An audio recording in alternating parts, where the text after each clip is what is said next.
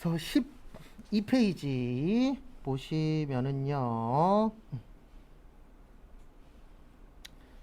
보시면 재무회계라고 있습니다. 무슨 회계라고 있으세요? 재무회계. 그래서 옛날에는 재무회계라고 안 하고 북이라 그랬어요. 그래서 북이에 대해서 나는 북이라는 용어를 들어본 적이 있어. 그러면은 나이가 조금 있으신 거고, 난 북이를 처음 들어. 그러면 좋은 겁니다. 왜냐면 어린 거니까. 예전에 수업하다가 타자기 얘기가 나온 적이 있었어요. 그랬더니 어떤 분이 자기는 타자기를 박물관에서 봤다 그러더라고요. 그러면 좋은 거예요. 왜요? 나는 어린 거니까. 근데 난 타자기가 뭔지 알고 만져봤다. 그러면 이제 나이가 좀 있으신 거고. 그래서 옛날에는 북이라 그랬어요. 그래서 북이라고 했는데 지금은 북이라고 안 하고 뭐라고 표현하세요? 회계라고 표현을 합니다. 그래서 재무회계 제일 먼저 배우는데 이 얘기 안 드렸구나. 저희 시험은 100점 만점이고요. 그 다음에 이론이 30점. 그 다음에 실기가 70점이고요. 이론 실기 같이 봐요. 따로 보는 게 아니고. 그 다음에 아까 제가 설명드릴 때 합격률이 높진 않다 그랬잖아요. 그게 왜 그러냐면 70점 이상 합격이에요. 대부분 자격증 60점 이상 합격이 많죠. 근데 저희는 70점 이상 합격입니다. 이게 문제예요. 제가 60점까지는 만들어 드릴 수 있거든요. 이런 분 연락 주세요. 전 도저히 60점이 못 넘을 것 같아요. 그러면 연락 주십시오. 그 대신 조건은 하나 있습니다. 저 때리지 않기. 내가 엄청나게 괴롭히면은 60점은 나오더라고요. 해봤어요. 진짜 포기하신 분들 붙잡고 해봤는데 60점까지는 어떻게든 나와요. 근데 70점은 제 능력 아니에요. 그러니까 제가 여러분들 60점까지 만들어 드리는데 6에서 7 만드는 건 본인 능력입니다. 그리고 참고로 이론 다 틀리고 실기 다 맞아도 합격이에요. 뭐 이론 몇 점 이상 맞아야 된다 이런 거 없어요. 그냥 둘이 합쳐서 70점만 넘으시면 돼요. 그리고 이제 종종 물어보는 게 학원 합격률 어떠냐 그러는데 어차피 이건 본인들 하기 나름이고 그냥 제가 제일 많이 붙였었던 건 19명 시험 봐서 17명 붙은 적 있고 뭐 8명에서 8명 붙은 적 있고 그 다음에 참고로 시험 보시고 100점 맞으시면 10만원짜리 상품권 드립니다. 제가 이 얘기를 10년 동안 하고 있는데 몇 번 줬을까요? 한 번도 없어요. 그리고 현재 최고 점수는 98점. 이론이 하나당 2점이거든요. 현재 98점이고 90점대 넘는 분들은 많고 근데 100점은 아직까지는 없었어요. 근데 진짜 생기면 10만원짜리 드립니다. 그 대신 오셔서 사인 하나 하셔야 돼요. 주한역에다가 현수막 만들어갖고 붙여버릴 거니까 동의서는 작성을 해주셔야 돼요.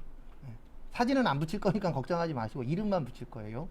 그래서 그거 참고하시고 근데 진짜 100점 맞으면 연락 주세요. 그러면 진짜 드릴 거예요. 그래서 저희가 재무회계를 배우는데 재무회계가 이론에서 전산회계 1급은 8문제가 출제되고요. 그 다음에 전산세무 2급은 5문제가 출제돼요. 그래서 아주 적은 숫자는 아닙니다. 그래서 중요한 파트 중에 하나세요. 그리고 여러분들이 취업하셔서 가장 많이 쓰는 게 재무회계예요. 그래서 이쪽 파트가 좀 중요합니다. 그래서 재무회계의 주된 목적은 뭐냐면은요, 남 보여주는 게 주된 목적이에요. 요거는 시험 문제 나옵니다. 재무회계가 어디에 쓰냐? 그러면 남한테 보여주는 거예요. 그래도 우리가 회계를 처리하는 이유가 여러 가지가 있거든요. 하나는 회사 내부에 돈이 얼마나 필요하냐 이런 걸 정리하는 것도 있지만 주된 목적 중에 하나는 남 보여주는 거예요. 그래서 거기 교재에 가운데쯤에 박스 하나 있을 겁니다. 그래서 거기 보시면은요, 내부 이해 관계자에는 누구라고 적혀 있죠? 경영진. 그래서 요 분이 누구세요? 사장님. 사장님도 회계 정보를 봅니다. 왜 보냐면은 우리 회사가 돈이 얼마나 있는지 알아야 되잖아요. 그래서 돈을 많이 버는지, 돈을 적게 버는지, 아니면 100만 원 팔아서 얼마가 남는지 이런 거 사장님들이 다 알고 있어야 되죠.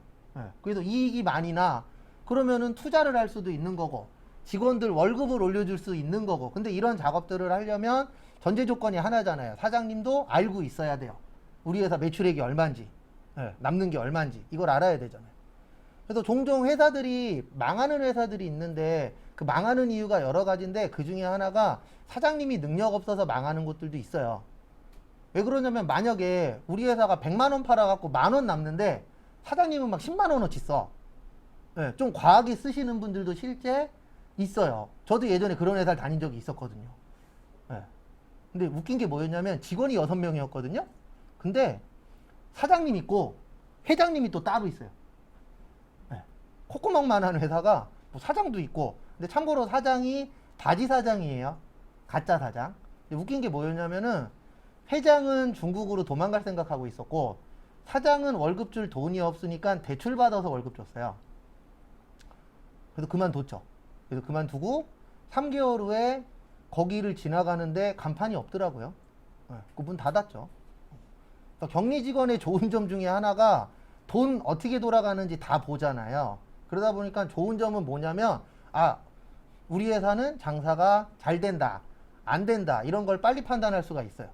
그래서 저는 여기 더 있다가는 시간 낭비만 할 것 같다. 그래서 그만뒀었죠. 그래서 그만두고 나서 2-3달 후에 지나가는데 없어졌는데 좀 서글프긴 하더라고요. 그래도 기왕이면 내가 왔다 간 데가 잘 되는 게 좋잖아요. 내가 뭐 거기 좋게 그만두든 나쁘게 그만두든 그런 거 다 떠나서 내가 그래도 다녔었던 데가 잘 되면 어때요? 기분 좋잖아요. 기왕이면. 그러면 나중에 뭐 나 예전에 저기 다녔었다 이런 얘기라도 할 수 있잖아요. 그런 게 조금 안타깝긴 하더라고요.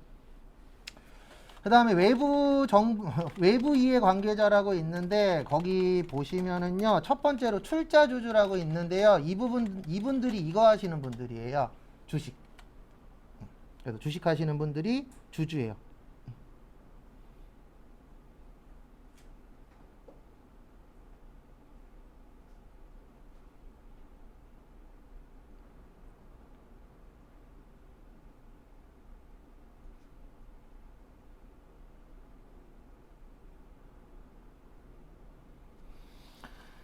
그래서 참고하시고요. 그래서 간혹 가다가 수업하다가 대화하다 보면 주식하려고 회계 배우시는 분들도 종종 있어요. 많진 않은데 일반적으로 취업하기 위해서 배우시는 분들이 대다수인데 한 2-3년에 1명 정도는 대화하다 보면은 자기는 주식하려고 회계 배운다. 왜냐면 회계라는 게 정보를 알아야 되잖아요. 근데 그 정보 중에 하나가 회계 정보거든요. 그래서 이 회사가 이번 연도에 얼마 벌었다. 그러면 내년에 얼마 정도 벌 것이냐, 아니면 작년에 비해서 얼마나 더 벌었냐, 이런 데이터도 내가 파악을 할 수가 있어야 되거든요. 그래서 주식하시는 분들도 회계 정보를 볼 줄 알아야 돼요. 그래서 간혹가다 저도 TV 넘기다 보면은 TV 중에 그 주식 관련된 TV들 있잖아요. 그럼 거기에서 회계 강의하고 있어요. 전문가들 나와갖고 재무회계가 뭔지, 자산이 뭔지 이런 거 강의하고 있어요. 왜냐면 그런 걸 알아야 투자도 할 수 있기 때문에. 그 다음에 채권자. 채권의 뜻이 뭐죠? 채권. 채권은 그냥 받을 돈이라고 생각하시면 돼요. 채무는요, 갚을 거, 줄 돈이라고 생각하시면 됩니다. 그래서 가장 대표적인 채권자는 이분이에요. 은행. 그래서 참고로 저는 채무자예요. 은행에 대출 받은 게 조금 있어갖고. 그래서 뭐 이제 결혼하신 분도 계시고 결혼 안 하신 분도 계실 건데, 결혼하게 되면 대부분 은행의 노예가 되잖아요. 채무자가 됩니다. 왜냐면 대출 받아야 되니까. 그래서 은행도 돈 빌려줄 때 정보를 봐요. 그래서 회사에서 돈 빌리고 싶어. 그러면 회계 정보가 들어가야 돼요. 무조건. 왜 그러냐면 망하는 회사한테 돈 빌려주면 안 되잖아요. 잘 되고 있는 회사한테 돈을 빌려줘야 돈을 받을 확률이 올라가기 때문에 이런 정보들을 다 요구를 합니다. 은행에서도. 그래서 은행에다 대출 받을 때에 개인은 그런 정보가 안 들어가지만 회사 같은 경우에는 이런 재무회계 정보가 들어가야 돼요. 그 다음에 종업원. 저희들도 봅니다. 왜 보냐면 아까 제가 간단하게 설명드렸듯이 이 회사가 잘 되는지 안 되는지 알아야 되잖아요. 이거 왜 알아야 되냐면 잘 되는 회사를 다니셔야 오래 다니면 오래 다닐수록 내 월급이 어떻게 되죠? 올라가죠. 맞죠? 안 되는 회사 가잖아요. 그러면 맨날 연봉 협상할 때마다 사장님이 한숨 쉬면서 한마디만 해요. 동결이야. 아니면은 더 못 줄 것 같아. 줄여야 될 것 같아. 이런 얘기들 해요. 또 저도 뭐 나중에 한번 설명드리긴 하겠지만 월급 깎여서 그만둔 적도 있거든요. 내가 생각한 마지노선인데 사람들마다 다 내가 받아야 된다라고 생각하는 어느 정도 금액이 있잖아요. 그거에 마지노선 받고 다니고 있었는데 더 줄인다 그러더라고요. 그래서 그냥 얘기했죠. 그만두겠다고. 그래서 그만두겠다고 하고 나온 적도 있었어요. 그래서 기왕이면은 잘 되는데 다니려고 하는 이유가 그런 거예요. 그래서 사람들이 대부분 공부 잘하고 능력 좋은 사람들은 대기업 가려고 그러잖아요. 그게 왜 그래요? 대기업 가면 그만큼 돈을 많이 벌 수가 있죠. 중소기업 가면은 돈을 많이 벌기보다는 적게 받을 확률이 높기 때문에 또 그런 부분들도 발생할 수 있습니다. 그 다음에 정부에서도 봐요. 정부에서는 요거 걷으시려고 뭐 걷어야 되죠? 세금 걷어야 되죠. 근데 세금 걷는데 그냥 가갖고 돈 내나 이럴 수는 없잖아요. 그러면 회계 정보를 보고 너네 이익 많이 났네? 그 돈 많이 내. 이렇게 되는 겁니다. 그래도 요즘에 어쨌든 뭐 올해도 이슈고 내년도 이슈고 앞으로도 계속 이슈일 건데 부동산. 부동산 관련돼서 나오잖아요. 근데 웃긴 게 뭐냐면 TV에서 떠드는 부동산을 갖고 있는 사람은 우리나라에 몇 프로 안 되거든요. 그거 갖고 난리 칠 게 없어요. 왜냐면 그 사람들은 어차피 그 세금 내도 상관없는 사람들이에요. 근데 웃긴 게 뭐냐면 그거 대변하고 있는 사람들이 나머지 98%예요. 2%는 신경도 안 써요. 왜요? 어차피 내구도 남는 돈 많으니까. 그래서 결론은 정부가 뭐 걷기 위해서 세금 걷기 위해서도 씁니다. 그래서 우리의 주는 대표적으로 크게 세 가지라고 보시면 돼요. 사장님 보여주려고 만들고 은행 보여주려고 만들고 누구 보여주려고요? 정부 보여주려고. 회사 가시면 거의 그 세 가지라고 보시면 돼요. 근데 시험에 이런 건 안 나와요. 이런 건 안 나오고 요거 나와요. 그래서 다음 중 재무회계의 특징으로 틀린 것을 고르셔. 맞는 것을 고르셔. 그래서 뭐 외부냐, 내부냐 이런 건 시험에 나옵니다. 근데 뭐 내부 이해관계자에 누구 있냐, 외부 이해관계자에 누구 있냐 이런 건 안 물어봐요. 근데 왜 안 물어보냐면 저희 시험의 목표 중에 하나가 이론적인 거보다는 실무적인 거를 하나라도 더 내야 된다라는 게 있기 때문에 솔직히 이런 건 이론적이잖아요. 너무. 회사에서 이런 거 안 중요하잖아요. 어차피 열심히 자료만 만들면 되니까. 또 이런 부분은 좀 과거에 비해서는 안 내는 편입니다. 꼭 참고하시고. 그 다음에 거기 12페이지 밑에 보시면 재무회계, 그 다음에 관리회계, 그 다음에 거기에는 빠져 있는데 세무회계라는 것도 있어요. 근데 우리가 공부가 일반적인 회계보다는 조금 더 어려운 게 저희는 이 세 가지를 다 조금씩은 알아야 돼요. 그래서 재무회계는 남 보여주는 게 주된 목적이고요. 외부 정보 이용자. 그 다음에 관리는 주로 외부에서 해요? 내부에서 해요? 내부에서 하죠. 그래서 관리는 내부 정보 이용자.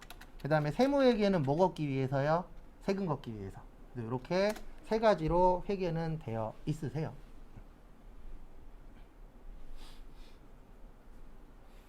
그리고 공부라고 생각하지 마시고 돈이라고 생각하고 하세요. 이걸 따야 뭐 벌 수 있다? 돈 벌 수 있다. 저희 이제 학생 아니잖아요. 솔직히. 학생 아니면 이게 맞는 답은 아닌데 저는 그렇게 생각하고 살고 있거든요. 학생 이후에 공부하는 건 공부가 아니고 돈이에요. 돈 벌려고 하는 거예요, 다. 근데 저는 조금 달라요. 저 목표가 하나 있거든요. 죽을 때까지 자격증 50개 따기. 그리고 조금 여유가 생기면 한식 따러 갈 거예요. 그래서 한식, 양식, 중식, 일식, 보거 이렇게 해갖고 한 5개 따려고요. 그렇게 따야 50개가 되겠더라고요. 저는 약간 현재 다른 상황인데 대부분은 돈 벌려고 하는 거잖아요. 공부가 아니고. 그래서 조금 더 힘들지만 또 종종 저한테 이런 얘기 하시는 분들도 있어요. 공부 힘들어요. 저도 알아요. 힘든 거 싫으면 제일 간단한 방법 하나 있어요. 빨리 따서 없애버리는 게 제일 좋아요. 이런 얘기는 하지 마세요. 저도 어렸을 때 그러고 살았으니까. 이거 안 하면 되죠. 나중에 다시 해야 되는 상황이 온다니까요. 저도 학원 강사 안 하려고 그랬어요. 왜 안 하려고 그랬냐면 제가 학교 다니면서 부업으로 학원 강사를 했었거든요. 한 5개월 정도? 그 학원이 망했어요. 그래서 망하고 나서 무슨 생각을 했냐면 나는 학원 강사랑 안 맞나 보다. 학원 강사할 팔자는 아닌가 보다. 그래갖고 내가 앞으로 해야 될 직업에서 학원 강사라는 거는 X를 아예 쳐놓고 살다가 어느 순간에 다시 와 있더라고요. 그래서 사람 일이라는 게 내일 어떻게 될는지 모르잖아요. 오늘 저녁에 밥은 먹을 건데 반찬 뭐 먹을지 모르잖아요, 아직. 그래서 기왕 하실 때 한 번에 따시고 그 다음에 나중에 회계를 다시 들으시더라도 자격증을 따고 들으면 편해요. 또 지금까지 2명 있었거든요. 자격증을 땄는데 수업을 들으러 온 거예요. 근데 왜 들으러 왔냐면 5년 전에 땄어요. 그리고 그 사이에 일을 안 하고 이제 가정주부로 계셨던 거죠. 근데 이제 다시 일을 하려고 봤더니 내가 회계에 대한 기억이 거의 없어. 응. 그분들은 얼굴이 맨날 웃고 있어요. 왜냐면 스트레스가 없으니까. 본인은 자격증 안 봐도 되잖아요. 그냥 와서 그냥 옛날 기억 다시 되살리면 되니까. 그래서 그런 게 훨씬 더 본인한테 플러스가 되실 거예요. 그 다음에 교재는 14페이지로 오세요. 내일 쪽지 시험 볼 것 중에 하나가 14페이지에 있습니다. 그래서 거기 위에 보시면 질적 특성이라고 있고요. 제가 아까 나눠드린 거 2장짜리에도 적혀 있어요. 그래서 보시면은요. 재무제표에 무슨 특성이요? 질적 특성엔 2가지가 있습니다. 거기에는 3가지로 되어 있는데 저희는 2가지만 외울 거예요. 신뢰성하고 목적적 합성.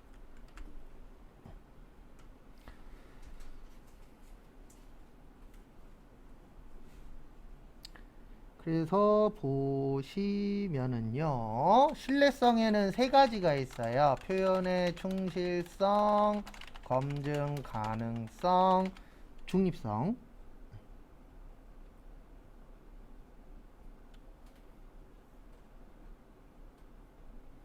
그 다음에 목적적 합성에는 예측 가치, 피드백 가치, 적시성. 이렇게 3가지가 있는데 시험 문제 어떻게 나오냐면은요. 다음 중 신뢰성이 아닌 것을 고르시오. 이렇게 나옵니다. 그래서 내일부터 쪽지 시험 보는 거는요. 그냥 이렇게 생각하시면 돼요. 외워서 푸는 문제들이니까 외우는 거예요. 그러니까 시험 문제는 딱 2가지로 나와요. 이해해서 푸는 거랑 외워서 푸는 거. 그래서 저희가 외우는 거는 다 외워서 풀어야 됩니다. 그래서 첫 번째로 신뢰성. 신뢰의 뜻이 뭐죠? 신뢰해야 된다. 믿음이죠. 네. 그래서 여러분들 수업 끝날 때까지 저를 뭐 해야 돼요? 믿으셔야 돼요. 네. 종종 있어요. 안 믿는 분. 네. 안 믿어도 상관은 없는데 안 믿으면 본인한테 마이너스가 됩니다. 왜냐하면 여러분들 수업 끝날 때까지 여러분들 도와줄 수 있는 사람이 저밖에 없잖아요. 네. 그리고 간혹가다 이런 거 물어보시는 분들이 있어요. 자기 뭐 친척분 중에 한 분이 격리 과장님이시래. 네. 그분한테 실무를 배우시는 건 되는데 시험은 배우지 마세요. 왜냐면 그분도 시험 보면 떨어져요. 왜냐면 실무하고 시험하고는 달라요. 저도 실무를 해봤지만 비슷한데 실무 잘한다 그래서 시험 잘 보는 거 아니에요. 네. 왜냐면 이게 비슷한 거지 똑같은 건 아니거든요. 약간 차이가 있기 때문에.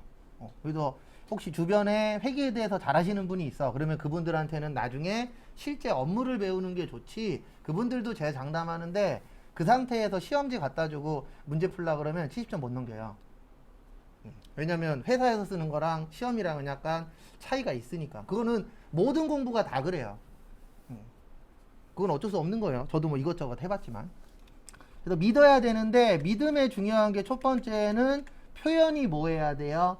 충실해야 돼요. 그러니까 이게 뭐냐면 이런 경우입니다. 여러분들이 만약에 저한테 질문을 했어.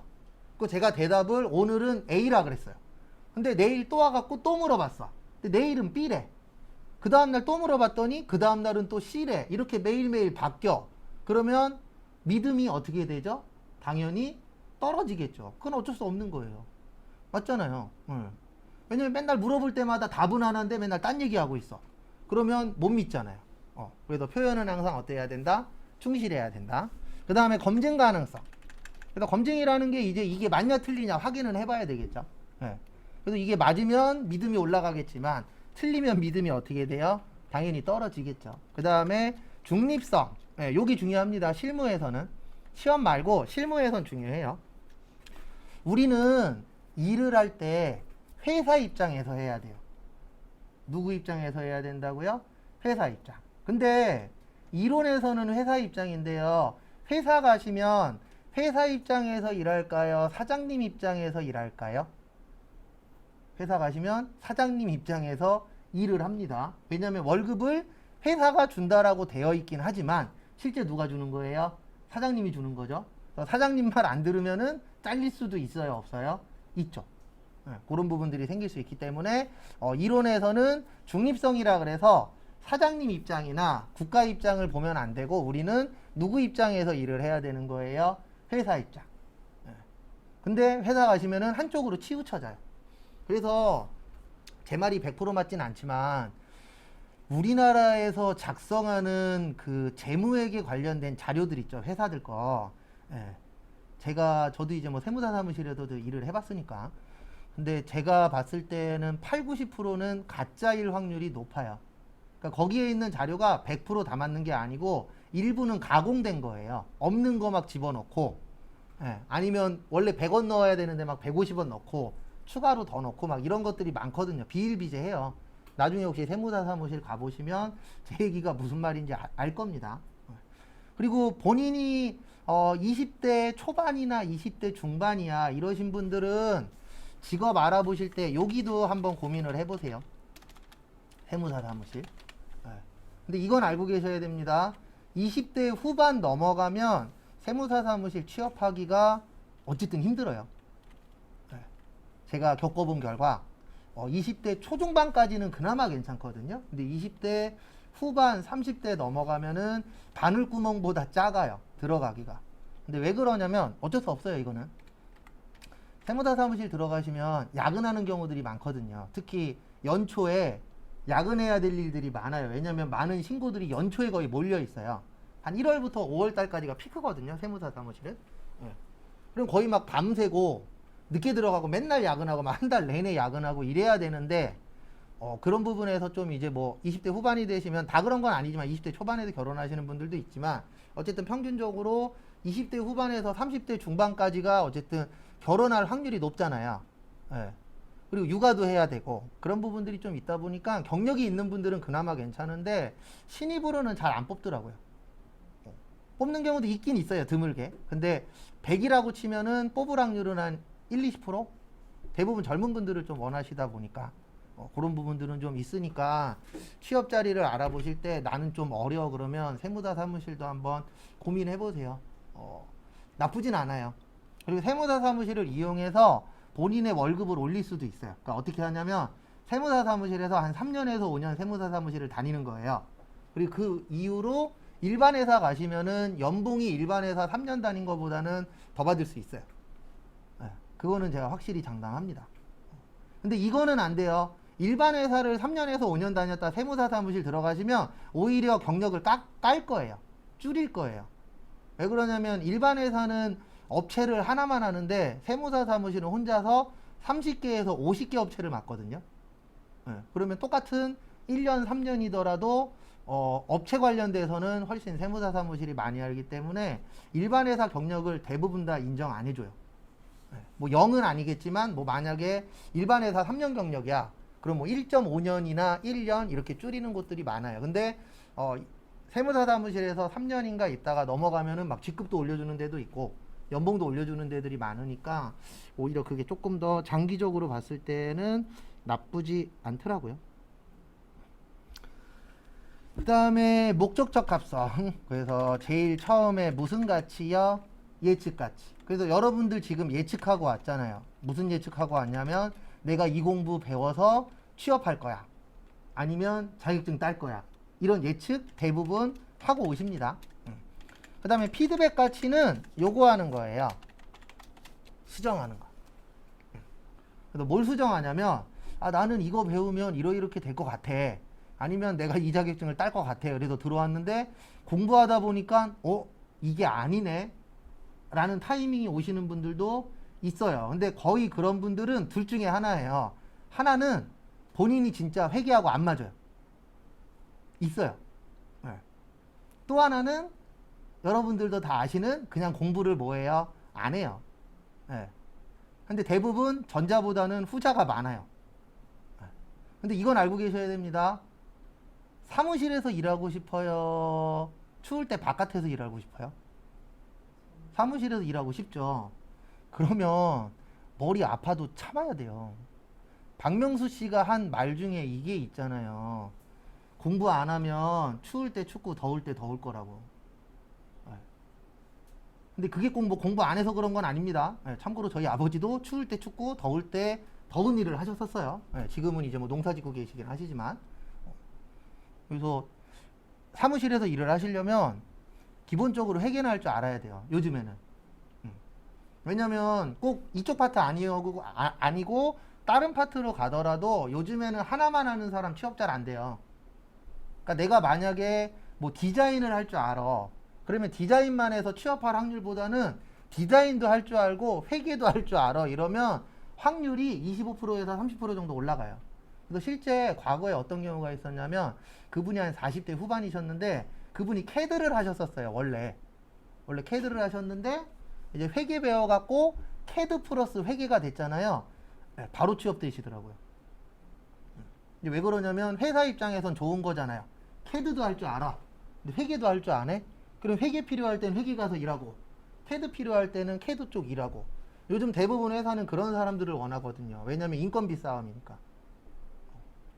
그래서 저도 여기에서 회계 수업 없으면 컴퓨터도 가르쳐요. 진짜로.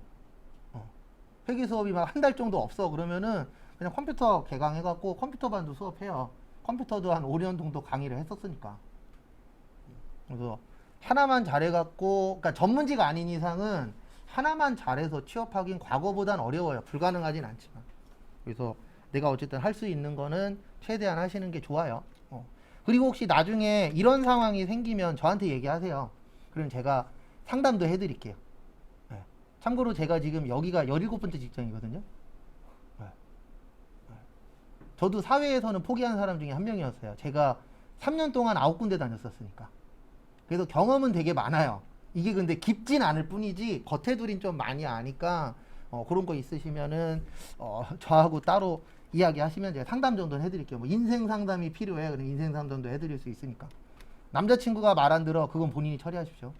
거기까지는 제가 못 해드리는데 그거 말고 이제 어떻게 하는 게 좋으냐 그런 거 있으시면은 언제든지 이야기하세요. 그럼 제가 그거에 맞춰서 카톡으로 연락 주셔도 되고 뭐 문자로 주셔도 되고 그럼 그거에 맞춰서 제가 해드릴게요. 그 다음에 적시성은 타이밍이라고 보시면 돼요. 그래서 뭐든지 다 타이밍이 어때요? 중요합니다. 근데 이 타이밍이라는 게 꼭 뭐 정해져 있진 않지만 참고로 작년에 코로나 난리였었잖아요. 작년 초에. 그리고 작년에 시험 준비하신 분들 중에 4월 달에 시험 준비하셨던 분들은 타이밍이 안 좋았어요. 왜냐면 그때 4월 달에 난리 났었거든요. 그래서 시험이 취소가 됐었어요. 연기가 된 게 아니고 아예 시험이 없어졌었어요. 그래서 작년 4월 달 시험은 없었어요. 그래서 작년 4월 거 준비하신 분들은 수업 끝나고 한 달 반 내지 2달을 본인이 공부해서 6월 달 거 시험을 봤어야 돼요. 그러니까 이게 타이밍이 좀 중요합니다. 근데 그건 알고 계셔야 돼요. 이제 취소는 없어요. 국가에서도 위드하고 있잖아요. 그리고 계속 늘어날 거예요. 이거는 어쩔 수 없는 거잖아요. 우리나라만 그런 게 아니고 전 세계적으로 다 똑같으니까. 지금 뭐 3차 맞으라고 난리인데 내년쯤에 저도 3차 맞아야 되지 않을까. 참고로 저는 후유증이 있었어요. 1차 맞고는 대부분 있는 근육통이 왔고 2차 맞고는 한쪽 귀가 잘 안 들렸어요. 그리고 병원 한 3주 가갖고 약 먹고 해서 지금은 완치가 됐는데 거기 의사도 코로나 때문이라고는 이야기를 안 하더라고요. 근데 맞고 나서 한 5일인가 일주일부터 이명처럼 귀에서 울리더라고요. 그 병원 갔더니 뭐 약화돼서 그런 거라고 얘기는 하는데 어쨌든 그 코로나 주사 맞기 전에 괜찮았었거든요. 근데 어떻겠습니까? 맞아야 저도 일을 할 수 있으니까. 그래서 뉴스에 나오고 있잖아요. 이제 코로나 안 맞은 사람 취업 안 됩니다. 근데 이게 무조건 잘못됐다라고 얘기도 할 수 없는 게 만약에 직원이 100명이야. 근데 그 중에 한 명이 안 맞았는데 만약에 이 사람이 걸려서 100명이 다 걸릴 수도 있어요, 없어요?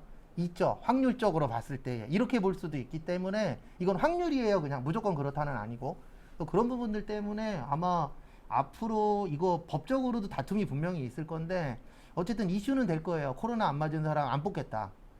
저희 어머니 주변에서 있었대요. 어떤 케이스였냐면 식당 주방 하시는 분이신데 어느 식당에서 주방장 뽑는다 그래갖고 갔는데 주사 맞았냐고 물어보더래요. 아직 안 맞았다 그랬더니 그냥 집에 가시라고. 실제 있었던 일이에요. 저희 어머니 아시는 분한테. 그래서 그런 일들이 앞으로는 비일비재하지 않을까. 근데 이게 참 애매해요. 맞는다라고 안 걸리는 것도 아니고. 근데 맞으면 걸릴 확률이 줄어든다라고 얘기는 하니까 되게 좀 애매모시게 하더라고요. 참고로 저희 장모님도 아직 안 맞으셨어요. 질환이 있으셔서. 그런 분들은 못 맞잖아요. 그래도 요즘 거의 바깥 활동을 거의 안 하고 계세요. 요즘 난리라. 그래서 항상 관리 잘 하시고. 오늘 전철 타고 오다가 옆에 앉은 사람 때려버릴 뻔했어요. 계속 기침을 하는 거예요. 내 귀에다 대고. 한 대 때릴까 하다가 때리면 경찰서 가야 되니까 참고 오긴 했는데. 항상 주의하시고. 네, 잠깐 쉬었다가 3시부터 거기 밑에 거 볼게요.